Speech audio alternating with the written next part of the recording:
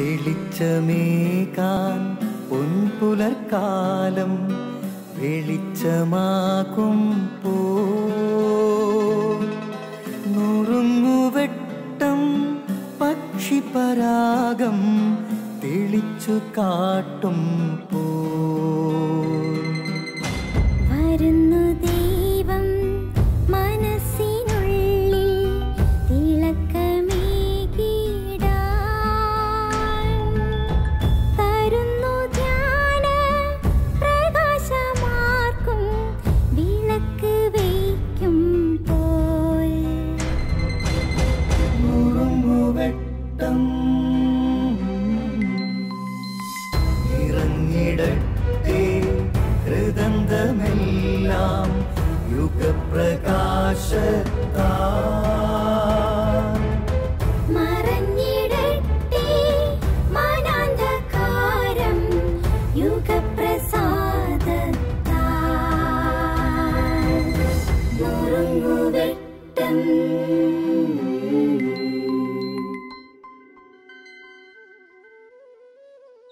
സ്നേഹമുള്ളവരെ, ഫിലിപ്പ് ബുഡീക്കിൻ എന്ന് പറയുന്ന 22 വയസ്സുകാരൻ റഷ്യയിലുള്ള ഒരു യുവാവ്. അദ്ദേഹം സൈക്കോളജി വിദ്യാർത്ഥിയാണ്. അദ്ദേഹത്തെ കലാലയത്തിൽ നിന്ന് പുറത്താക്കിയപ്പോൾ അദ്ദേഹം കണ്ടെത്തിയ ഒരു പ്രതികാര മാർഗമെന്ന പോലെ കണ്ടെത്തിയ ഒരു ഗെയിമാണ് ബ്ലൂ വെയിൽ. ഈ ബ്ലൂ വെയിൽ ചാലഞ്ച് ഇന്ന് ലോകം ഭീതിയോടെ നോക്കുന്ന ഒരു കളിയാണ്. 50 ഘട്ടങ്ങളിലൂടെ കടന്നുപോയി 50ാമത്തെ സ്റ്റേജിലെത്തുമ്പോൾ പലരും ജീവനൊടുക്കുന്ന ഭീതിജനകമായൊരു അന്ത്യം ഈ ഗെയിമിനുണ്ടത്രേ. ഈ ഫിലിപ്പ് ബുഡീക്കിൻ പറയുന്നു, ലോകത്തിലുള്ള ജൈവമാലിന്യങ്ങളെ, ബയോളജിക്കൽ വേസ്റ്റിനെ തുടച്ചു നീക്കലാണ് താൻ ഈ ഗെയിം കൊണ്ട് ചെയ്യുന്നത്. ജീവിക്കാൻ യോഗ്യരല്ലാത്തവരെ ഈ ഭൂമിയിൽ നിന്ന് മരിക്കാൻ അനുവദിക്കുക, സഹായിക്കുക.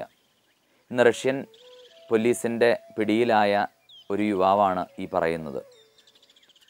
നമ്മുടെ കാലഘട്ടത്തെ നോക്കിയിട്ട് വിശുദ്ധനായ ജോൺ പോൾ രണ്ടാമൻ മാർപ്പാപ്പ അനേക വർഷങ്ങൾക്ക് മുമ്പേ പറഞ്ഞിരുന്നു, ഇത് ഒരു മരണ സംസ്കാരമാണ്, ഒരു കൾച്ചർ ഓഫ് ഡെത്ത്.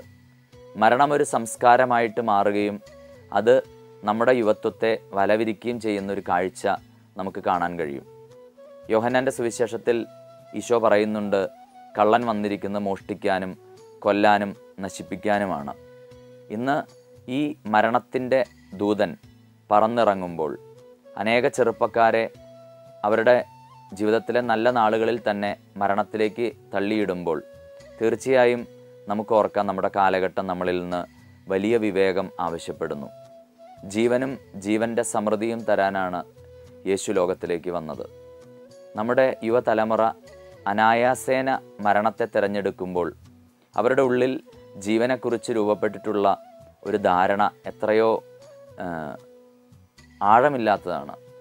എങ്ങനെയാണ് ഒരു കുഞ്ഞ് തൻ്റെ ജീവൻ ഏറ്റവും അമൂല്യമായ ദാനമാണ് എന്ന് തിരിച്ചറിയാതെ വളർന്നു വലുതായി ഏതൊക്കെയോ നിസ്സാരതയുടെ പേരിൽ ജീവനൊടുക്കുക? അതുകൊണ്ട് ജീവനും ജീവൻ്റെ സമൃദ്ധിയും ലോകത്തിന് സമ്മാനിക്കാൻ വന്ന ഈശോയോട് നമുക്ക് നമ്മുടെ കുഞ്ഞുങ്ങളെ ചേർത്ത് വയ്ക്കാം. അവർക്ക് മനസ്സിലാകാൻ കഴിയണം, ജീവിതത്തിലെ ഏറ്റവും വലിയ ദാനങ്ങളിലൊന്ന്, ലോകത്തിൽ ലഭിക്കാവുന്ന ഏറ്റവും വലിയ ദാനങ്ങളിലൊന്ന് അവരുടെ ജീവിതം തന്നെയാണ്. അതുകൊണ്ട് ഏതെങ്കിലും ബയോളജിക്കൽ വേസ്റ്റായി എവിടെയെങ്കിലും ഒടുങ്ങാനുള്ളതല്ല എൻ്റെ ജീവിതം, അത് ജീവൻ എത്രയോ അമൂല്യമായ ദാനമാണ്. ഈ ബോധ്യം കുഞ്ഞുനാൾ മുതൽ കുഞ്ഞുങ്ങൾക്ക് ലഭിക്കട്ടെ. അതുപോലെ ദൈവത്തിന് നന്ദി പറയാം, ദൈവം നമുക്ക് തന്ന അമൂല്യമായ ജീവൻ എന്ന സമ്പത്തിനെ ഓർത്ത് നമുക്ക് കൂടുതൽ ജാഗ്രതയോടെ, കൂടുതൽ പ്രാർത്ഥനയോടെ കൊല്ലാനും മോഷ്ടിക്കാനും നശിപ്പിക്കാനും വന്ന ദുഷ്ടൻ്റെ ക്രൂര കുടിലതന്ത്രങ്ങളെ ചെറുത്തു നിൽക്കാനുള്ള പ്രസാദവരത്തിന് ദൈവത്തോട് പ്രാർത്ഥിക്കാം. Thank you.